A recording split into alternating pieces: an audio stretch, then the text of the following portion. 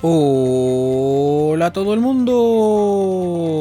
Sean bienvenidos a una nueva edición de Congreso en Resumen, aquí por el canal Proyecto Chile. En esta oportunidad les quiero mencionar cuáles fueron los asuntos que fueron votados de la orden del día de la sesión ordinaria de sala que se efectuó el miércoles 9 de noviembre del año 2022 en nuestra Cámara de Diputados. Antes se votaron acuerdos y resoluciones, las cuales se las mostraré con todas las votadas durante el transcurso de esta semana, como es tradición en este canal, en otro video que pueden hallar en la etiqueta de este mismo. Yendo a los proyectos tramitados de la orden del día, el primero de ellos correspondió a aquel de ley iniciado en moción, en este caso por senadores, que autoriza la búsqueda activa de casos en la comunidad y el diagnóstico precoz de COVID-19 en mayores de 14 años sin el consentimiento de los padres o curadores. Esto se encontraba en segundo trámite constitucional y traía informe de la Comisión de Salud. Dado que el Ejecutivo de Gabriel Boric le puso discusión inmediata, este asunto pudo ser tratado tanto en general como en particular a la vez, siendo aprobado por la Sala de la Cámara de Diputados, en este caso por 74 votos a favor, 34 en contra y 27 abstenciones. No fue objeto ni de indicaciones ni de petición de votaciones separadas, por lo tanto este asunto ahora va a promulgación. El sitio web de la Cámara Baja nos indica lo siguiente: a ley proyecto que aprueba realizar PCR a mayores de 14 años sin consentimiento de los padres. El texto busca autorizar estos exámenes en el contexto del programa de búsqueda de casos activos de COVID-19. En términos centrales, la norma indica que no se requerirá autorización de los progenitores o de quien ostente el cuidado personal y o patria potestad de mayores de 14 años en la toma de PCR. Dicho procedimiento se realizará por personal de salud en cualquier establecimiento de salud autorizado. De igual modo, en el contexto del programa de búsqueda de casos activos, que es parte de la Estrategia Nacional de Testeo, Trazabilidad y Aislamiento del Estado. La iniciativa subraya que en estos casos bastará el consentimiento del niño, niña o adolescente, como aquí indica la pantalla. Dentro de la discusión parlamentaria, algunos diputados cuestionaron las medidas que apuntan a restringir los derechos de los padres. Igualmente, varios de ellos criticaron que sería una estructura de represión sanitaria volver a implementar medidas de restricción a los derechos fundamentales de los ciudadanos. Por otro lado, algunos refutaron que las cifras sobre mortalidad de los países que tuvieron restricciones son muchísimo más altas que aquellos que no las tuvieron. Asimismo, algunos reiteraron que la propuesta pasa por sobre los principios de derecho respecto de la responsabilidad que tienen los padres de educar y cuidar a sus hijos. Otras visiones puntualizaron que la búsqueda activa de casos y la trazabilidad resultan fundamentales en el manejo de la pandemia. Además, se planteó que es una medida excepcional enfocada en una coyuntura particular, como es la pandemia de COVID-19. Además, se indicó que se trata de un procedimiento no invasivo. Señalaron algunos diputados que la detección temprana de COVID-19 es fundamental para detener la cadena de contagios. Por ello, la exigencia de consentimiento del padre o representante legal puede obstaculizar esta tarea. Agregaron que puede permitir también ir generando una estrategia para el invierno del próximo año, donde probablemente volverán a subir los casos. Entonces, como les mencioné, este proyecto ahora va a promulgación. El segundo asunto votado en esta oportunidad de la orden del día fue el proyecto de acuerdo que aprueba el convenio 190 sobre la violencia y el acoso, adoptado por la Organización Internacional del Trabajo el 21 de junio del año 2019. Esto se encontraba en primer trámite constitucional y traía informes de las comisiones de de Relaciones Exteriores, Asuntos Interparlamentarios e Integración Latinoamericana y de Trabajo y Seguridad Social, siendo este proyecto aprobado por la Sala de la Cámara de Diputados por 119 votos a favor, 7 en contra y 15 abstenciones. Por lo tanto, este asunto ahora avanza a su segundo trámite hacia nuestro Senado. El sitio web de la Cámara Baja nos indica lo siguiente: respaldan convenios sobre violencia y acoso en el trabajo de la OIT.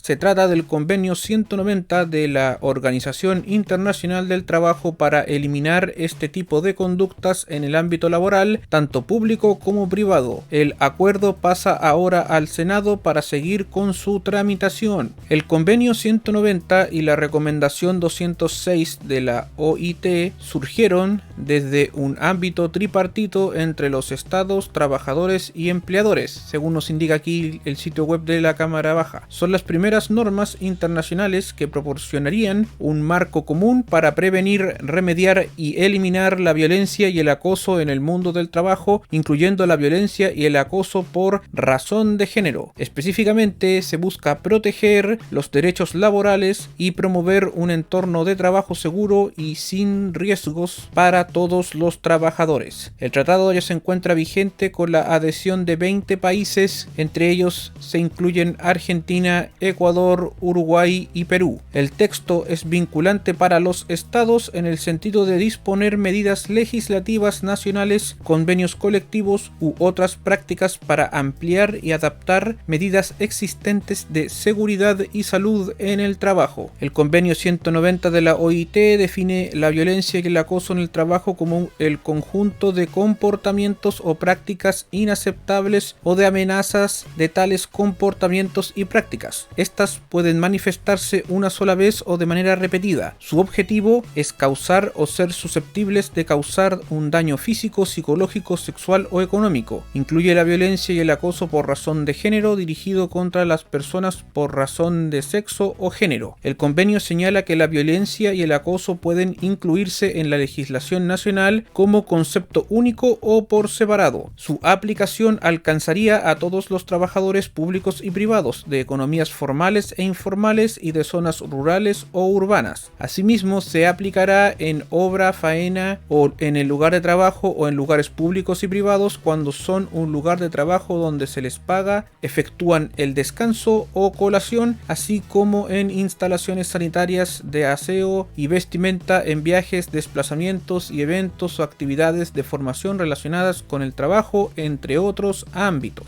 Dentro del debate parlamentario, un número importante de diputados consideraron que adherir a este convenio es un avance civilizatorio para el derecho de los trabajadores. Coincidieron en que las cifras son alarmantes en nuestro país Chile respecto a la violencia y acoso. Eso, evaluaron, tiene consecuencias en la salud física y mental de las personas. En tal sentido, destacaron el proyecto de ley denominado como Ley Karin, que modifica el Código del Trabajo en materia de prevención, investigación y sanciones del acoso laboral. Esta propuesta contó con 12.000 firmas para su presentación. A su vez, relevaron que la mayoría de los casos afecta a mujeres y que las denuncias son desestimadas. Sin embargo, algunos diputados manifestaron su rechazo a este convenio porque, según ellos, es una intromisión de organismos extranjeros a la soberanía nacional. Por lo tanto, plantearon que legislar para terminar con el acoso laboral le corresponde al gobierno y al parlamento. Entonces, como les mencioné anteriormente, este proyecto ahora pasa a su segundo trámite constitucional hacia nuestro Senado.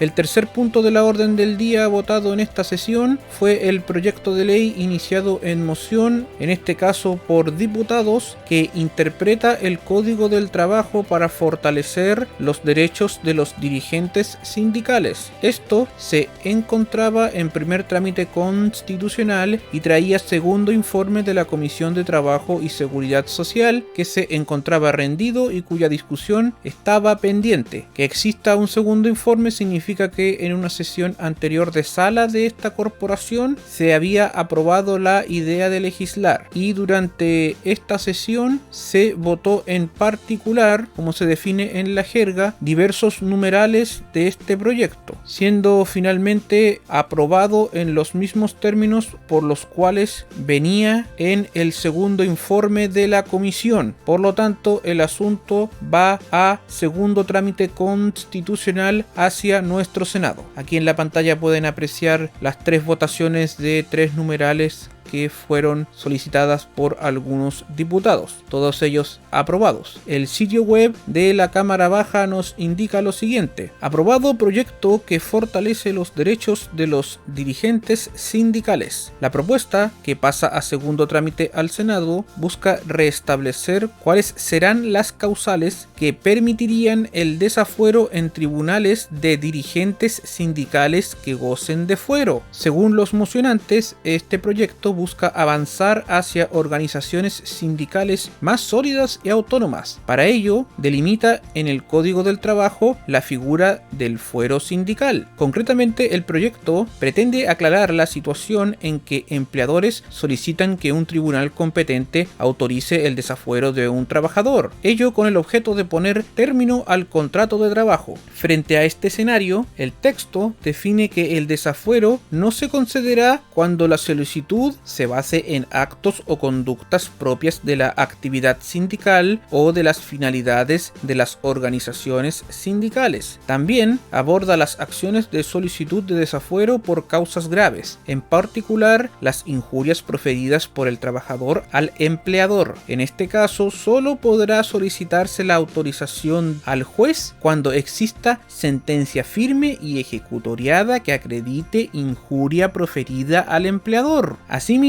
este proyecto añade una nueva consideración en el listado de prácticas antisindicales del empleador. La norma apunta a solicitar el desafuero de un dirigente sindical con abuso de derecho sobre el que se pronunciará de oficio el tribunal. Esto tras rechazar una solicitud efectuada en conformidad a lo dispuesto en el Código del Trabajo, ponderando la existencia de motivos plausibles para litigar. También la concurrencia de otros aspectos que signifiquen un desestímulo a la actividad sindical. Y posterior a estas votaciones, por un acuerdo de comités, se votaron 2 proyectos adicionales. El primero de ellos, el informe de la comisión mixta del proyecto de acuerdo que aprueba el convenio constitutivo de la Corporación Andina de Fomento, el convenio de suscripción de acciones de capital ordinario entre la Corporación Andina de Fomento y la República de Chile e incorporación de la República de Chile como país miembro, y el convenio de suscripción de acciones de capital de garantía entre la Corporación Andina de Fomento y la República de Chile, adoptado el 7 de febrero del año 1968 y suscritos con fecha 23 de junio de 2022 respectivamente. Aquí hay que considerar, como les mencioné en un video donde les hablé de la votación de este informe del Senado, que primero fue aprobado por la Cámara Alta, posteriormente fue rechazado por la Cámara Baja, por lo tanto se constituyó esta comisión mixta que tuvo un informe positivo, es decir, para que este asunto vaya a promulgación. Fue primero aprobado por nuestro Senado y posteriormente también fue refrendado ello por nuestra Cámara de Diputados, en este caso en específico por 119 votos a favor, 13 en contra y 6 abstenciones. Por lo tanto, este proyecto ahora va a promulgación. El sitio web de la Cámara Baja nos indica lo siguiente: Chile se reintegrará a la Corporación Andina de Fomento. La sala de la Cámara respaldó el informe de la comisión mixta y con ello los 3 convenios internacionales asociados a esta materia. Así, el texto quedó en posibilidad de pasar a fase de promulgación. Y el último proyecto que fue votado durante el transcurso de esta sesión correspondió al 6º punto de la orden del día, que fue el proyecto de ley iniciado en mensaje por el gobierno de Gabriel Boric, que extiende transitoriamente el permiso postnatal parental. Esto se encontraba en segundo trámite constitucional y traía segundos informes de las comisiones de Trabajo y Seguridad Social y de Hacienda. Este asunto contiene disposiciones de quórum calificado. En el video donde se aprobó la idea de legislar esta iniciativa les mencioné más o menos en qué consiste la misma, por si le quieren echar un vistazo, y se encontrará tanto en la etiqueta como en la la descripción de este mismo. Y este segundo informe fue aprobado por la sala de la Cámara de Diputados en todos sus aspectos, por eso se realizaron dos votaciones de las normas que eran de quórum simple y de quórum calificado por 140 votos a favor de manera unánime. Y el sitio web de la Cámara Baja nos indica lo siguiente: Cámara aprobó el aumento de la extensión del postnatal. Tras el debate previo realizado en la sala de la corporación, el gobierno ingresó una indicación al proyecto que extiende el beneficio hasta fines de diciembre. La propuesta debe ser ahora analizada por el Senado. A la hora que estoy grabando este video, aún este proyecto no ha ido a promulgación. La norma establece que el derecho de los trabajadores a extender transitoriamente su permiso postnatal parental será hasta el 31 de diciembre del presente año. Lo anterior, cuando se encuentren haciendo uso del beneficio y su término ocurra entre el 1 de octubre y el 30 de diciembre del año 2022. Como les mencioné al principio, en esta sesión se votaron acuerdos y resoluciones y posterior al tiempo de votaciones se suscitó la tradicional hora de incidentes. Entonces, esto es todo lo que tengo que mencionarles por el momento. Espero que quien haya llegado hasta aquí se encuentre sumamente bien. Visiten todos los canales que se encuentran asociados a Canal Proyecto Chile. Muchas gracias y hasta luego.